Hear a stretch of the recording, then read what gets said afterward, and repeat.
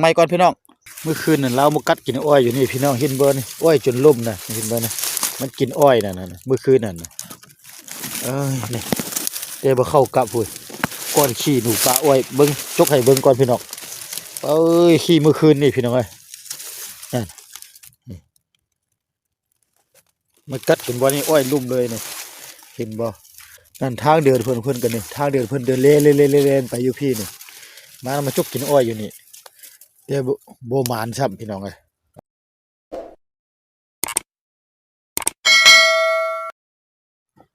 ครับสบายดีพ่อแม่พี่น้องที่เข้ามาที่ตามเบิ่งชมวันนี้เมาจันจะพาพี่น้องไม่ยำหนูยำกับหันละใส่ปลาไว้เป็นรอบที่2ของเบาจันใส่อยู่ปลาอ้อยคือเก่าเมื่อก่อนนั่นเด้หลังจากอาทิตย์1อาทิตย์ปลาย2อาทิตย์นี่แหละเบาจันมาเทื่อนึงนะแต่เมื่อเบิ่งชุดนี้ก็เมื่อวานก็พอดีเบาจันจะมาอัดคลิปตอนใส่ให้เบิ่งนั่นล่ะมาฮอดปึ๊บเลยพี่น้องเอ้ยลืมโทรศัพท์บาดนี้น่ะชุดก่อนแม่นแบกหมดพอดีหินหินเขาเจ้าน่ะเขามาใส่ไว้พี่น้องเอ้ยแล้วก็บ่ได้มายามทึก2-3ตัวใหญ่ว่าซั่นบ่จันจะถ่ายให้เบิ่งอยู่แล้วมาเบิ่งเพิ่นเมื่อแล้วบัดนี้น่ะตอนเช้านี้จะพาพี่น้องไปยามเบิ่งเนาะสิมาหรือบ่มาก็ไปรุ่นติดตามชมนํกันพี่น้องไปอยู่ป่าอ้อยนี่แหละทางนั้นนี่ก็เป็นว่าใกล้เส้นทางพี่น้องลุยป่าอ้อยนี่แหละพี่น้องโอ้มาหอบนี่นะใส่14หลังเด้อเราจะใส่ไว้14หลังจักแม่นจะได้ครบบ่ได้ครบก็เบิ่งนํกันพี่น้องหอบนี่นั่นเบาจันเอาถุงยางมัดไว้หรือว่ากลางขึ้นมันจุนายพานเขามากินหมดกับบ่ฮู้ล่ะพี่น้องลืมยางเข้าป่าอ้อยนํกันไปเด้อยางไปซ่าๆได้พี่น้องใส่แบบจุ่มไปนะจะหมานบ่จักตูนะยางขึ้นมือใส่อยู่ทึงเราเอาถุงยางแล้วมัดไว้นะว่าจะใส่ต่อแต่ว่าอยู่นี่มันแบบอยู่นี่มันมีหลายคนมาพี่น้องบ่ได้ใส่บ่ได้พี่น้องเนาะนี่เราจัดใส่อยู่นี่เริ่มอยู่นี่ถุงยางน้อยมัดไว้แต่ว่าไปใส่ชูปืนถุงยางใหญ่ได้ไปเข้าอยู่นี่ละหอมนี่ละพี่น้องเบิ่งแต่ถุงยางหั่นละท่านถุงยางเฮียนี่อยู่นี่หลังแรกอยู่นี่แหละนี่ขึ้นละไปเก็บหมานบ่จักตูนะโอ้ยใส่เสื้อยอนไว้บ่ถึกดอกโอ้บ่เข้าพี่น้องบ่ยือเขายังกองไว้บักละลายพี่น้องเบาจันคิดเบิ่งก่อนพี่น้องว่าจันคิดเบิ่งก่อนบางเทื่อก็จะใส่ปะบางเทื่อก็จะเก็บนะจึงค่อยเก็บตามหลังก็ได้บ่เป็นหยังใส่ตัวพี่น้องหลังแรกกับโบราณโอ้ยมันไปทางใดเนาะบาทนี่นะเมื่อทางนี้พี่น้องคันโบเห็นถุงยางก็บ่ชื่อแท้ไดเมื่อวานเขาใส่โอ้2-3ตัวเราบ่มายามพี่น้องแล้วถือเลยอยากเน่าล่ะนี่หลังนี่ก็โบราณพี่น้อยโอ้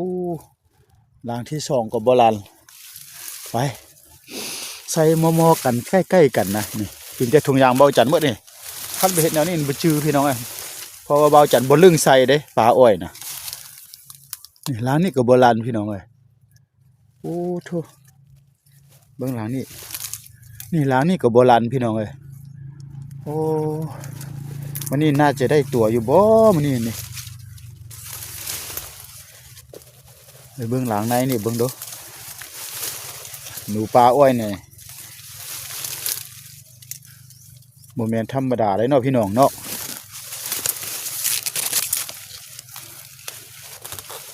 อยู่นี่หลับนี่นะนี่อยู่นี่ก็ยังโบราณพี่น้องโอ้โธ่หลานนี่ก็โบราณยังอยู่คือเก่ายังบ่เก็บเธอเด้อพี่น้องยังบ่จันยังบ่ได้เก็บเธอพี่น้องมาเห็นไหมปลาอ้อยความสูงนะพี่น้องเฮ้ยเห็นบ่นี่สูงบ่ให้ว่าพี่น้องนี่โอ้พี่น้อง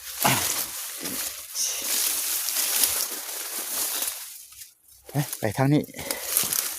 หลังนี่ก็โบราณนี่ใส่จุ่มกันนี่ได้พี่น้องนี่ยังอยู่มืดพี่น้องโอ้เขามากวนลายเธอแล้วก็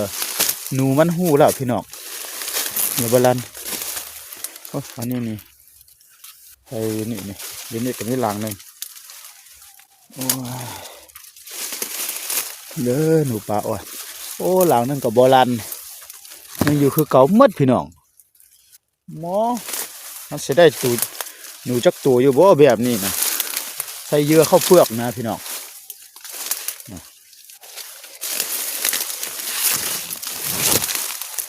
หลังนี้ก็บ่ลันนั่นบ้าพี่น้อง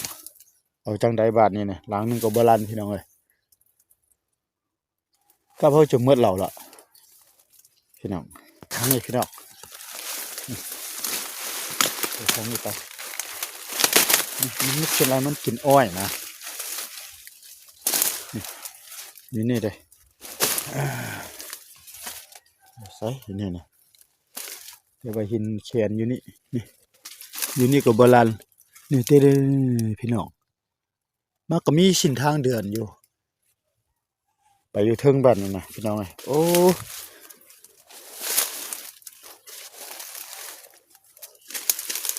สิหมดแล้วแหละ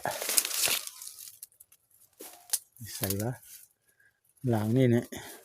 หินมัดอยู่วันนี้เดี๋ยวกลับเขาอยู่ใส่นี่หลังนี่หินแล้วโบราณพี่น้องเลยนั่นมันอยู่คือเก่านี่โอ้แล้วโบเข้าจักตัวพี่น้องโอ้โบโทนะไอ้นั่นบ่เขามาใส่เมื่อวานน่ะเรามาใส่เมื่อวานนี่3 ตัวยังได้บาทนี่เลยยามากกับเมื่อเราพี่น้องเลยยังเหลือกับ3-4-5ล้างนี่แหละ4ล้างพี่น้องโบถึกจักตัวพี่น้องเลยหนูปลาอ้อยนี่โอ้เบิ้งอาจารย์ก็หาแต่เบิ้งแต่ถุงยางหั่นแหละนั่นเบิ้งไหมปลาอ้อยน่ะนั่นปลาอ้อยพี่น้องเฮ้ยสุดแต่ก็ประมาณ2 ไร่นี่แหละไปเบิ้งลางไม้ก่อนพี่น้องเมื่อคืนนั่นเรามากัดกินอ้อยอยู่นี่พี่น้องเห็นเบอร์นี่อ้อยจนล่มนะเห็นเบอร์นี่มันกินอ้อยน่ะเมื่อคืนนั่นเอ้ยนี่เดี๋ยวมาเข้ากับพูดก้อนขี้หนูปลาอ้อยเบิ้งจกให้เบิ้งก่อนพี่น้องเอ้ยขี้เมื่อคืนนี่พี่น้องเอ้ยนั่นมันกัดกินบ่อนี่อ้อยลุ่มเลยนี่เห็นบ่นั่นทางเดินเพิ่นกันนี่ทางเดินเพิ่นเดินเล่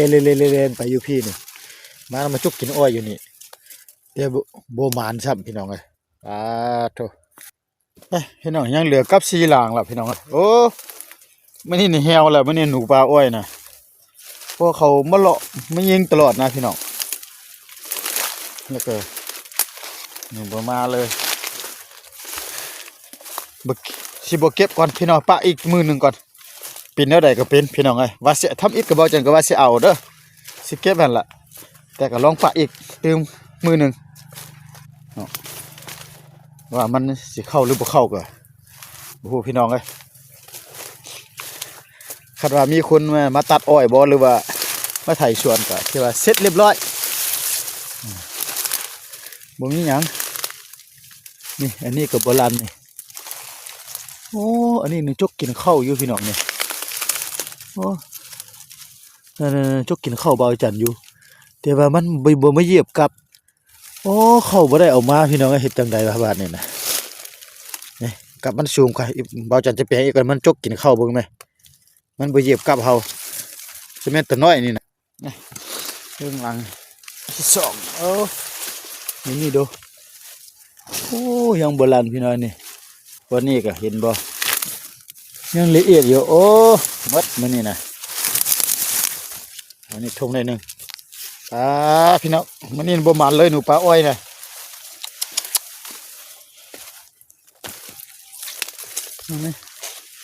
นี่ไปอยู่นี่หลังนึง4 หลังเดิมมันเดิมแม่จักตูนะพอได้ไปปิ้งกินนี่หลังนี้ก็บ่เข้าพี่น้องเอ้ยจะเป็นหนูน้อยนะมันลักจกกินข้าวนะพี่น้องเอ้ยบ่มันนี่ก็ได้ไปยังหลังเดียวสุดท้ายอยู่พุ่นละเบิ่งไหม เมื่อวานเราเนี่ยใส่อยู่เจนี่พี่น้องเราใส่ทางพุ่นมาได้1ตัวนะเราจะพาไปยามบนนี้ลางสุดท้ายลางเดียวนี่แหละมานบ่ลางสุดท้ายนี่บ่ลันครับนะอยู่คือเก่ามึงจุกกินข้าวหมดพี่น้องโอ้ยยังบ่ลันพี่น้องเอ้ยยังอยู่คือเก่าเอาหมดพี่น้องเอ้ย